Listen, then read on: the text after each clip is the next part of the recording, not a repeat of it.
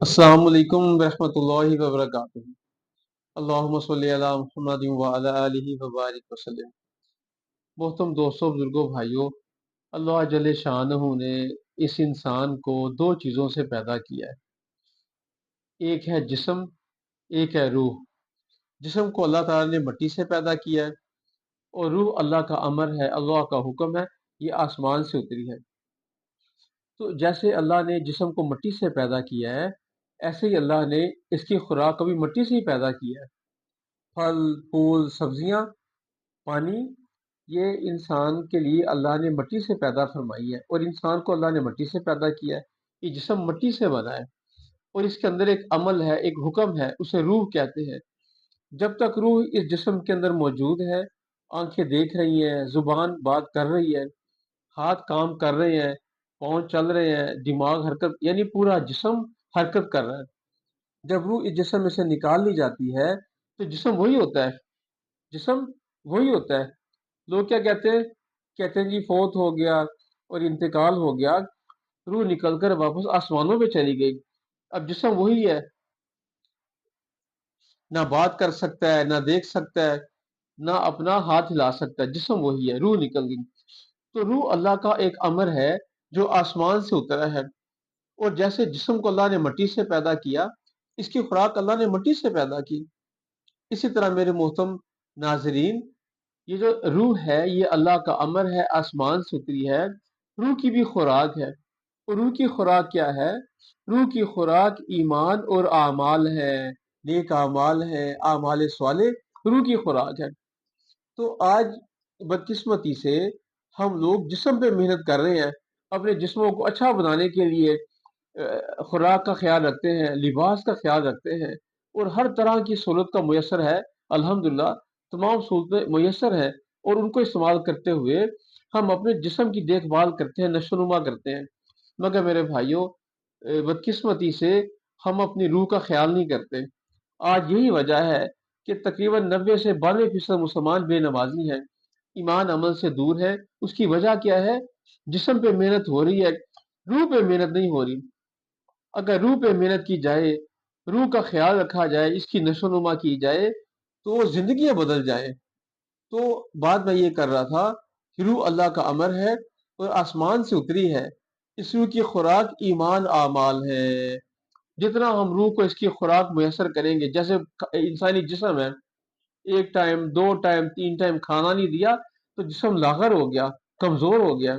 اسی طرح روح کو جب روح کی خوراک نہیں دی جاتی تو روح کمزور ہو جاتی ہے، تو اتنا کمزور ہو جاتی ہے کہ یہ آپ کو اٹھا کر مسجد میں بھی نہیں لے جا سکتی۔ تو نماز پڑھنا، ایمان عمل کو اختیار کرنا، نیک اعمال کرنا، اس کا تعلق جسم سے نہیں ہے۔ نماز پڑھنا، ایمان عمل اختیار کرنا، نیکیوں میں آگے کرنا، آگے بڑھنا، اس کا تعلق صرف جسم سے نہیں ہے۔ اگر روح مضبوط ہوگی، روح جاندار ہوگی، ایمان والی ہوگی، یہ نماز بھی پڑھے گا، یہ ذکر بھی کرے گا، یہ قرآن کی تلاوت بھی کرے گا، یہ اپنی آنکھوں کو بے حیائی سے بچائے گا، اپنی زبان کو غلط بولنے سے بچائے گا، ہاتھ ظلم نہیں کریں گے، پاؤں غلط جگہ نہیں چلیں گے، کان غلط نہیں سنیں گے۔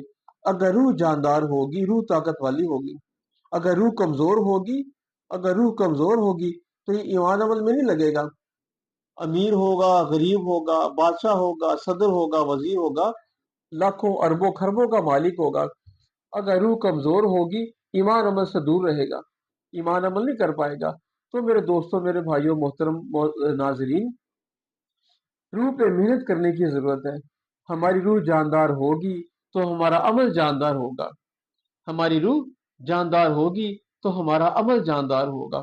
اللہ نے اس انسان کو، اس انسانی جسم کو عمل کی مشین بنا کے پیدا کیا ہے، اس کو ایسے نہیں بھیجا۔ آپ نے کبھی دیکھا کوئی کتا، کوئی بلی، کوئی بکری، کوئی گائے کا بچہ، کوئی شیر یا کوئی شیر کا بچہ سر پہ ٹوپی لیے مسجد میں جا رہا ہے؟ پوچھا بھائی کہاں جا رہے ہو؟ کہ جی میں نماز پڑھنے جا رہا ہوں، میں قرآن پڑھنے جا رہا ہوں۔ نہیں نہیں نہیں، یہ اللہ نے تحفہ مسلمان کو عطا کیا، اور مسلمان کے ذمہ فرض ہے۔ روح کمزور ہے اس لیے مسجد میں نہیں جا رہا، روح کمزور ہے، روح لاغر ہو چکی ہے، اس لیے گناہوں میں لگا ہوا ہے، نیکی کی طرف نہیں آ رہا۔ تو اس انسانی جسم کو گناہوں سے بچانے کے لیے اور ایمان عمل پہ ڈالنے کے لیے روح کو طاقتور بنانا ضروری ہے۔ جیسے جسم کی خوراک مٹی ہے، مٹی سے پیدا کی ہوئی چیزیں ہیں، سبزیاں کھاتے ہیں، گوشت کھاتے ہیں، دودھ پیتے ہیں، کیوں؟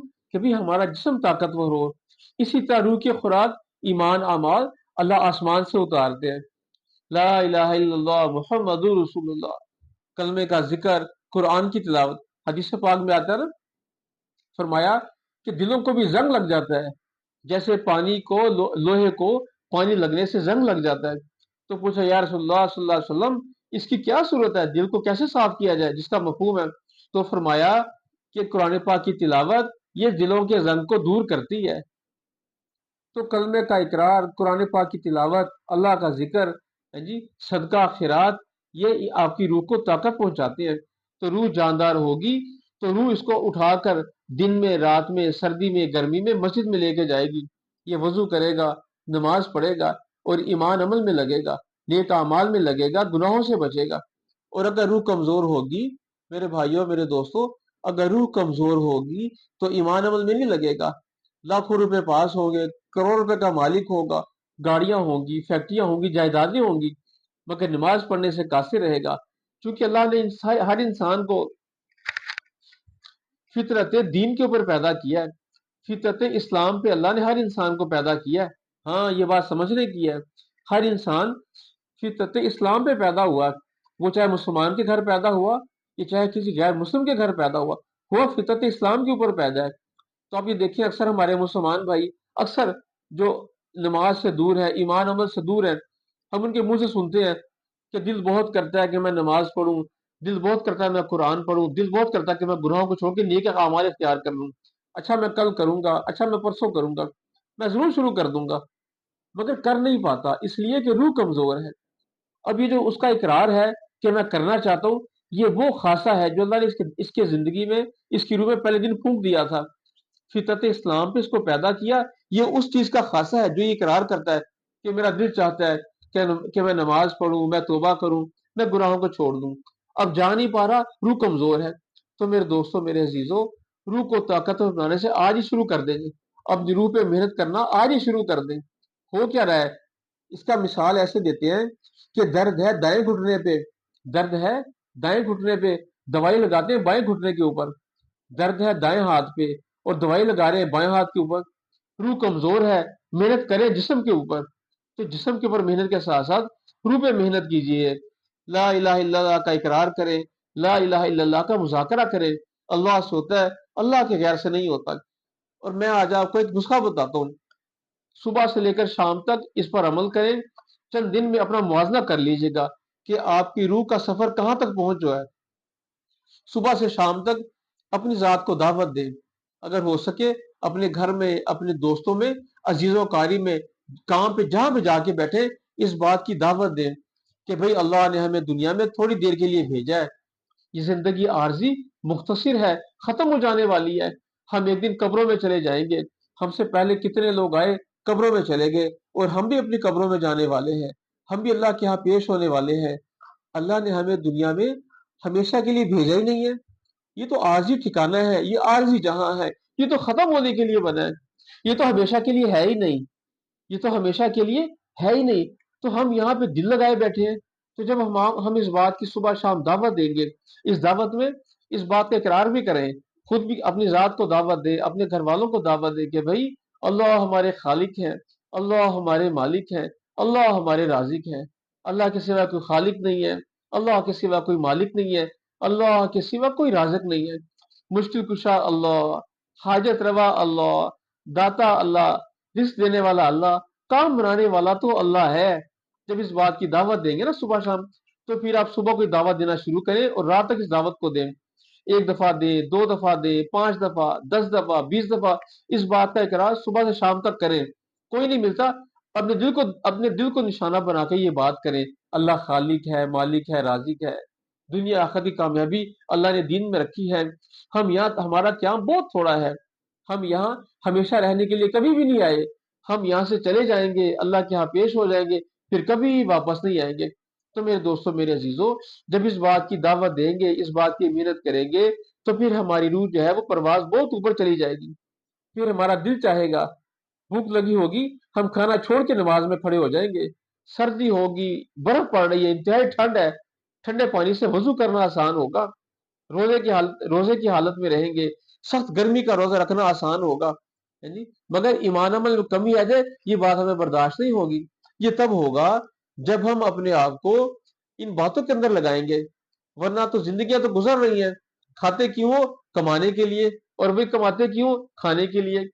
छोटा घर है, बड़ा हो जाए, छोटी गाड़ी है, बड़ी गाड़ी मिल जाए, आज ये मिल गया, कल ये मिल जाए। मेरे नबी अलैहिस्सलाम का इरशाद मुबारक का मफहूम है, सब ने सुना, सब सुनते रहते हैं कि एक इंसान को एक सोने का जंगल मिल जाए, एक इंसान को एक सोने का जंगल मिल जाए, तो मेरे दोस्तों, मेरे जो हुजूर ने फरमाया, जिसका मफहूम है कि वो दूसरे की तलब में लग जाएगा। तो मेरे भाइयों, यही तो धोखा है दुनिया का, यही तो धोखा है दुनिया का, यही तो धोखा है दुनिया का। अल्लाह पाक हमें इस धोखे से बचाए। इस आजी जिंदगी में अल्लाह पाक हमें अच्छे अमाल करके अपने अल्लाह के दरबार में पेश होने की अच्छी तौफीक अता फरमाए। तो मेरे लिए भी दुआ करें, तो मैं सबके लिए दुआ करता हूँ। और अल्लाह ताला तमाम गैर मुस्लिमों को हिदायत दे दे। जैसे मैंने अर्ज किया कि गैर मुस्लिम जो हैं, वो तो उनके लिए तो ना कोई हराम है, ना कोई हलाल है, ना जायज, ना कोई नाजायज, उनके तो सब एक ही जैसा है। जैसे गैर मुस्लिम वैसे जानवर। तो अल्लाह ने हमें मुसलमान बनाया, अल्लाह ने हम पर बड़ा खास इनाम किया। 8 अरब इंसानों में से 1.5-2 अरब मुसलमान। तो मेरे दोस्तों, मेरे भाइयों, ये कितना बड़ा इनाम है, ये कितना बड़ा इनाम है। अल्लाह ने हमें मुसलमान के घर में पैदा किया, हजूर का उम्मत ही बनाया। हम इन बातों की कोशिश करें, इन बातों का तकरार भी करें, इन बातों का तकरार करें। और ये मेरी वीडियो आपसे गुजारिश है, मेरा ये चैनल बनाने का मकसद जो है वो सिर्फ ये है कि सारी दुनिया के इंसानों तक हम अपने अल्लाह का पैगाम पहुंचाएं।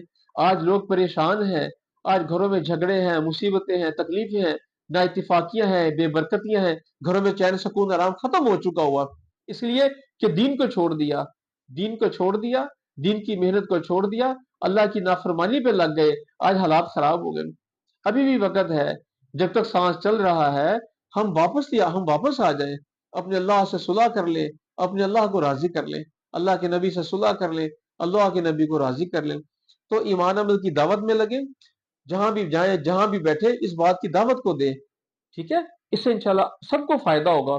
और फिर कमेंट्स में बताइएगा कि किस किस ने कितने कितनी दावत दी और क्या फायदा हुआ। सबसे पहली बात, ये जो आपका दिल है, ये दिल आपको बताएगा कि जब आपने इस दावत देने से पहले दिल की हालत क्या थी, जब आपने दावत दी उसके बाद इस दिल की हालत क्या है, पता चल जाएगा। अब तो अल्लाह ताला बहुत ज्यादा आसानियां फरमाए। मेरे चैनल को सब्सक्राइब भी कीजिए और लाइक शेयर भी करें, ताकि सब तक ये हमारी कीमती प्यारी प्यारी बातें पहुंच जाएं, सब अमल करने वाले बन जाएं। फरमाया कि आपके किसी एक के कहने सुनने से कोई एक आदमी ईमान अमल वाला बन गया, अमाल करने वाला बन गया, आपकी निजात के लिए काफी है। ये हमारा सब्सक्राइब करना, लाइक शेयर करना और लोगों तक पहुंचाना और दावत को फैलाना, इसमें बरकत होगी इंशाल्लाह ताला। जज़ाकल्लाह खैर। मेरे लिए भी दुआ कीजिएगा, मैं भी दुआ हूँ सबके लिए। अस्सलाम वालेकुम रहमतुल्लाहि व बरकातुहू।